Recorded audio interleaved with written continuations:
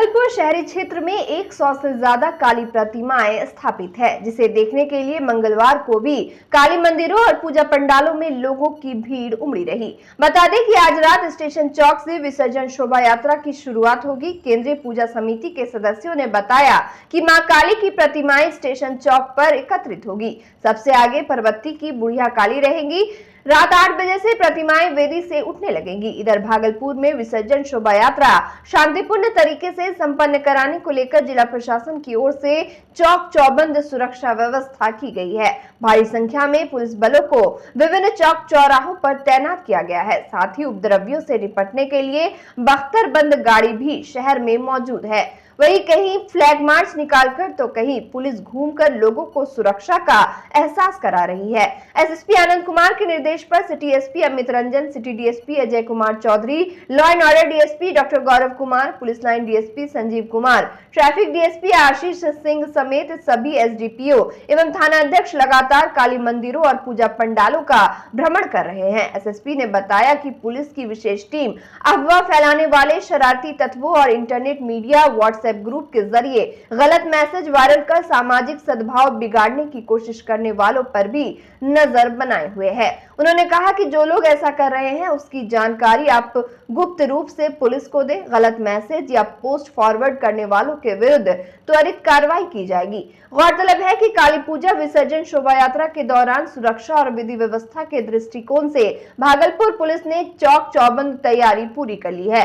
Police मुख्यालय की ओर से काली प्रतिमा विसर्जन के मामले में भागलपुर अति संवेदनशील जिलों में शामिल है, जिसको देखते हुए जिले में अतिरिक्त बलों की प्रतिनियुक्ति की गई है, जिसमें एक कंपनी एसएसबी और 2 कंपनी बीएमपी को भेजा गया है। भागलपुर एसएसपी आनंद कुमार के निर्देश और सिटी एसपी अमित रंजन के नेतृत्व में जिला बल के जवानों एवं पदाधिकारियों सहित अतिरिक्त बलों की प्रतिनियुक्ति के लिए मास्टर प्लान तैयार किया गया है। वही शहरी अनुमंडल में सिटी डीएसपी अजय कुमार चौधरी, विधि व्यवस्था अनुमंडल में DSP law and order doctor Gaurav Kumar और कहलगांव अनुमंडल में एसडीपीओ शिवानंद सिंह को अपने अपने क्षेत्र में बलों को प्रतिनियुक्त करने की जिम्मेदारी दी गई है, जबकि police line DSP Sanjeev Kumar को प्रतिनियुक्त बलों के प्रबंधन और ट्रैफिक डीएसपी आशीष सिंह को शहरी क्षेत्र में ट्रैफिक रेगुलेशन की जिम्मेदारी सौंपी गई है।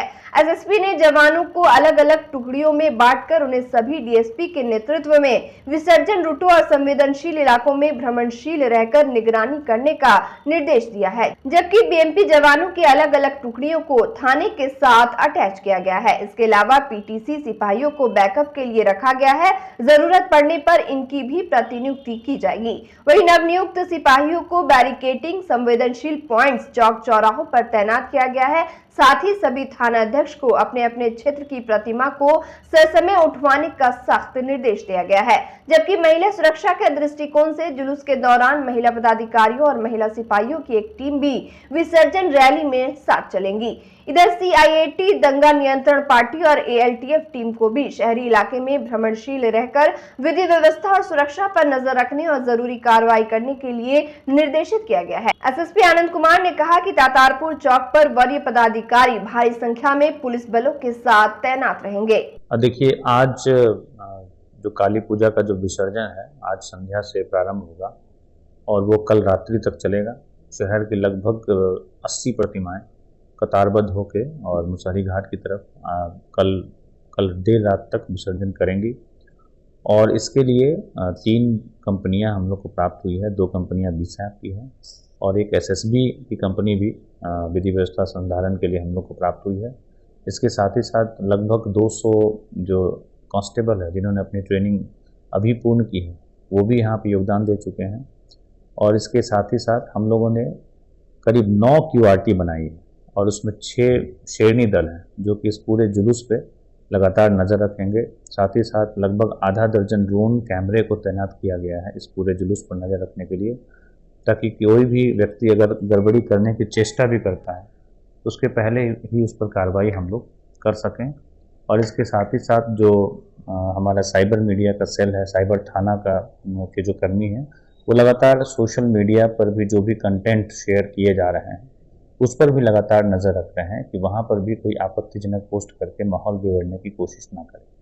इस तरीके से पूरी भागलपुर पुलिस और प्रशासन इस विसर्जन यात्रा को शांतिपूर्ण संपन्न कराने के लिए तैयार है। तातारपुर सेंसिटिव चौक माना जाता है सर, वहाँ पर किस तरह की व्यवस्थाएं रहेंगी? देखिए, तातारपुर चौक, स्टेशन चौक, वहाँ पे जो हमारे सीनियर ऑफिसर्स हैं, हम हैं, जिला पदाधिकारी हैं, एसडीओ और डीएसपी हैं, वो सभी लोग उस स्थल पर मौजूद रहेंगे ताकि जो भी संवेदनशील इलाका है वहाँ से जुलूस शांतिपूर्ण तरीके से पार कर दे। काली की प्रतिमा का विसर्जन यात्रा आज रात से शुरू होगी और इसके साथ ही शहर की बिजली कटनी शुरू हो जाएगी। भागलपुर में काली माता की 100 से अधिक प्रतिमाओं का विसर्जन होना है। बताया जा रहा है कि प्रतिमा विसर्जन शोभा यात्रा को लेकर आज शाम से ही बिजली आपूर्ति बाधित हो सकती है। शहरी क्षेत्र में मंगलवार की शाम से बिजली आपूर्ति बंद कर दी जाएगी और बुधवार की शाम तक इसी तरह की स्थिति बनी रहेगी। वैसे बिजली विभाग की ओर से कहा गया है कि जिस इलाके में काली प्रतिमाएं निकल जाएंगी उस इलाके में अगर सब कुछ ठीक रहा तो बिजली दे दी जाएगी। वही प्रतिमा विसर्जन होने तक लोगों को परेशानी का सामना करना पड़ सकता है। इस दौरान लाइनमैन के साथ अभियंताओं की ड्यूटी रहेगी ताकि तार टूटने पर उसे तुरंत जोड़ा जा सके। विसर्जन रूट पर जैसे जैसे प्रतिमाएं आगे बढ़ेंगी वैसे वैसे संबंधित फीडर को चालू कर आपूर्ति बहाल कर दी जाएगी। पुलिस प्रशासन और बिजली विभाग के अभियंताओं की सहमति से आपूर्ति बहाल की जाएगी।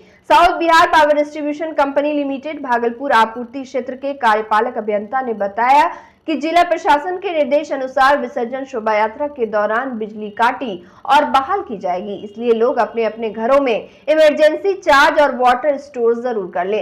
बिजली विभाग के इंजीनियर ने बताया कि प्रतिमाओं के विसर्जन संपन्न होने तक यह कटौती एहतियात के तौर पर की जाएगी। गौरतलब है कि भागलपुर में काली पूजा के बाद प्रतिमा विसर्जन काफी बड़ी चुनौती रहती है। 100 से अधिक प्रतिमाओं के विसर्जन के दौरान शहर के मुख्य मार्ग से ही शोभा यात्रा जुलूस निकाला जाता है। इस दौरान किसी भी तरह की अनहोनी से बचने के लिए बिजली काट दिया जाता है। देश भर में आज पंडित जवाहरलाल नेहरू की जयंती को बाल दिवस के रूप में मनाया जा रहा है। विशेष रूप से विद्यालयों में बच्चों के बीच यह दिवस मनाया जाता है। वहीं आज भागलपुर के विधायक अजय शर्मा के आवास स्थित कांग्रेस कैंप कार्यालय में देश के प्रथम प्रधानमंत्री पंडित जवाहरलाल नेहरू की जयंती मनाई गई। इस दौरान विधायक समेत कांग्रेस के सभी कार्यकर्ताओं ने पंडित नेहरू के तैलचित्र पर श्रद्धा सुमन अर्पित कर उन्हें नमन किया। वहीं विधायक अजय शर्मा ने कहा कि देश को अंग्रेजों से आजादी दिलाने में पंडित जवाहरलाल नेहरू का अहम योगदान रहा। जब देश आजाद हुआ तो उस समय भारत में एक पिन बनाने की फैक्ट्री भी नहीं थी, लेकिन आज भारत में विकास उनकी बदौलत है। इनका इतिहास याद कीजिए। भारतवर्ष को आजाद कराने के लिए 17 वर्ष जेल में रहे और जो आज हम आजाद भारत में आप और हम रह रहे हैं, ये पंडित जवाहरलाल नेहरू का सबसे बड़ा देन है, महात्मा गांधी का देन है। अब पंडित जवाहरलाल नेहरू जब प्रधानमंत्री बने, भारतवर्ष में एक पिन बनाने की फैक्ट्री नहीं थी, 2 फैक्ट्रियां लगी हुई, जो भी बना ये पंडित जवाहरलाल नेहरू जी का देन है। इससे सीख लेनी चाहिए। हम अपने तरफ से, पूरे भागलपुर वासियों की तरफ से, कांग्रेस की तरफ से पुष्पांजलि अर्पित करते हुए उनके आत्मा को शांति मिले और उनके बताए हुए रास्ते पर चलें ताकि देश में से विकसित हो सके। न कि आज के जो प्रधानमंत्री हैं झूठे वादे करके जनता को बरगलाने का काम करते हैं, काम कुछ नहीं करते। पंडित जवाहरलाल नेहरू का इतिहास पढ़ना चाहिए आज भारतीय जनता पार्टी के नेताओं को कि पंडित जवाहरलाल नेहरू ने क्या काम किया देश के लिए आगे बढ़ाने के लिए। आप भी करें, उनसे सीखें और आगे बढ़ाने का काम करें। बच्चा जब जन्म लेता है तो कई बार बच्चा तुरंत नहीं रोता है, रोने में देर हो जाता है। ऐसे में बच्चा क्षतिग्रस्त हो जाता है और उसके बचने की संभावना कम हो जाती है। और यदि बचा तो भविष्य में उसमें विकलांगता की समस्या आती है, जिसे सीपी कहते हैं, जिसका कोई माकूल इलाज नहीं है और ज़िंदगी भर बच्चा विकलांगता से जूझ सकता है। ऐसे में पूरे संसार में कूलिंग थेरेपी का सहारा लिया जाता है। जन्म से ठीक 6 घंटा के अंदर यदि उसको कूलिंग थेरेपी दिया जाए तो उससे उसका सीपी की समस्या कम होती है और बचने की भी संभावना बढ़ती है। पहली बार बिहार झारखंड में आपके शहर के स्नेह नवजात शिशु बाल सेवा केंद्र में यह मशीन उपलब्ध है। कभी भी ऐसी बात हो कि बच्चा रोने में विलम्ब हो गया तो आप स्नेह नवजात शिशु बाल सेवा केंद्र में जरूर संपर्क करें।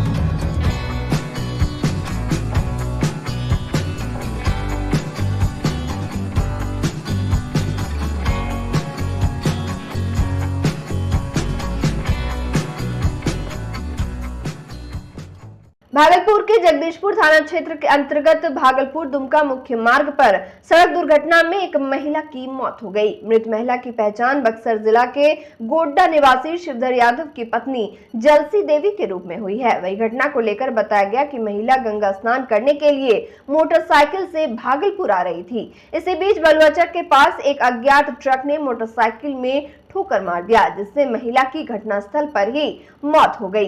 वही घटना की जानकारी जगदीशपुर थाना पुलिस को मिलते ही वह मौके पर पहुंची और शव को अपने कब्जे में लेकर पोस्टमार्टम के लिए भागलपुर भेज दिया। साथ ही आगे की कार्रवाई में जुट गई है।